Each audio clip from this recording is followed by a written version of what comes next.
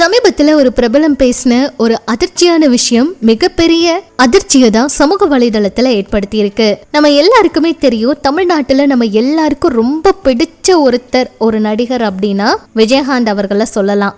விஜயகாந்த் அவர்கள் அரசியலுக்கு வந்ததுக்கு அப்புறமா எம்ஜிஆர் அவரை கடுமையா விமர்சனம் பண்ணாரு. அப்படி சினிமாவுல ஒன்னா பணியாற்றி விட்டு அதுக்கப்புறமா அரசியல்ல நேர் எதிரா நின்று எதிரி மாறி நின்று மாறினவங்க தான் கேப்டன் விஜயகாந்த் அவர்களும் வடிவேலு அவரும். ரெண்டு பேரும் இணைஞ்சு பல படங்கள்ல நடிச்சிருக்காங்க. 2011ஆம் ஆண்டு சட்டமன்ற பொது தேர்தலில் திமுக கூட்டணிக்கு ஆதரவா வாக்கெல்லாம் சேகரிச்சாரு நடிகர் வடிவேலு. நடிகரும் தேமுதிக தலைவருமான கேப்டன் விஜயகாந்த் அவரை கடுமையா சாடி பேசினாரு. குறிப்பா நீ என்ன கப்பலுக்கு கேப்டனா, கிரிக்கெட் டீமுக்கு கேப்டனா அப்படின்னு ஒருமையில விமர்சனம் பண்ணாரு.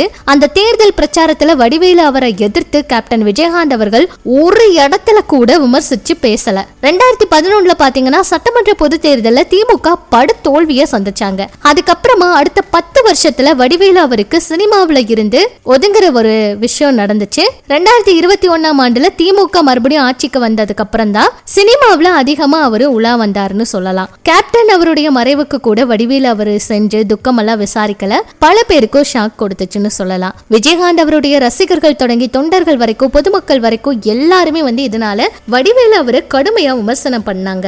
இந்த நிலையில வலைபேச்சு அந்தணன் அவரு ஒரு சில விஷயங்களை சொல்லியிருக்காரு அவருடைய சமூக வலைதள பக்கத்துல. அதுல அவர் சொல்லும் போது எல்லாருக்குமே அதிர்ச்சியை கொடுத்திருந்துச்சுங்க. என்ன சொல்லியிருந்தாருன்னா, நடிகர் வடிவேலு அவரை கொலை செய்யணும் அப்படின்னு கேப்டன் அவரு முடிவெடுத்து விட்டதாகவும் அதுக்காக அவரு ரவுடி ஒருவரை நியமிச்சு விட்டதாகவும் வடிவேலுக்கு தகவல் போயிருக்கு. அதனால உயிர் பயத்துல இருந்த வடிவேலு அவரு மதுரையில இருக்க மு.க. அழகிரி அவரை சந்திச்சு திமுகவுல இணைஞ்சுக்கிட்டாரு. நடிகர் வடிவேலு அவரு தன்னுடைய உயிர் மீது இருக்கிற பயத்துலதான் திமுகவிலேயே சேர்ந்தாரு அப்படிங்கிற மாதிரி சொல்றாங்கன்னு அவர் பேசியிருக்காரு. அவர் பேசின இந்த விஷயம் இப்ப இணையத்துல வேகமா பரவிட்டு இருக்கு. இணையவாசிகள் இதுக்கு மறுப்பும் தெரிவிச்சிட்டு இருக்காங்க. கேப்டன் அவர் மேல நீங்க எதுக்குங்க அவப்பெயரை கிளப்பி விடுறீங்க?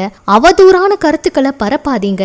அப்படிப்பட்ட மனிதர் அவர் கிடையாதுங்க. அவருக்கு கோவம் வந்தா நேர்ல பேசிடுவாரு. ஊருக்கெல்லாம் சோறு போட்ட மனுஷன் அவரு.